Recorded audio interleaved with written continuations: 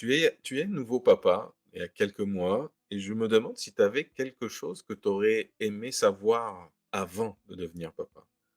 Beaucoup de choses, je pense. Beaucoup de choses. Beaucoup!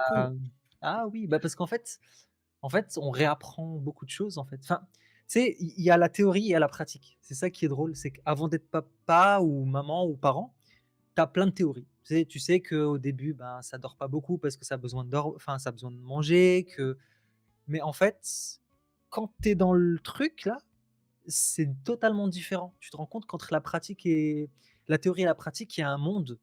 Et il faut que tu apprennes à communiquer avec le bébé, le comprendre, hem, parce qu'il communique différemment.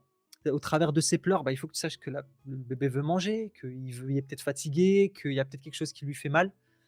Ben, tu sais, quand le bébé se met à pleurer, parfois ça nous atteint très enfin, moi, ça m'atteint très fort et du coup, j'essaie de rassurer le bébé et cetera.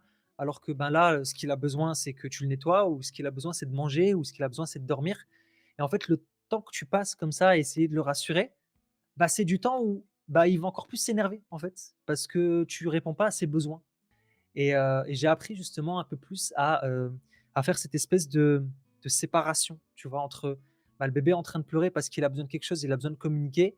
Moi, ce que je ressens là, dans le moment présent, c'est pas ce qui est important. C'est d'abord ce que le bébé ressent. Donc c'est important parce que sinon tu réponds pas à ses besoins et tu es pas capable de l'écouter. Et tu vois, pourtant, en tant que coach, je sais que les émotions sont importantes dans la prise de décision et cetera.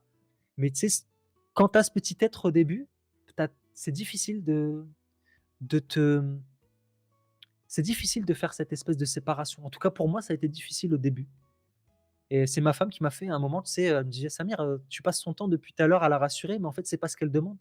Elle demande autre chose». Je fais: «Ah ouais, OK, c'est vrai» et ça s'applique aussi dans d'autres choses, ça des fois, tu sais? Donc c'est assez drôle.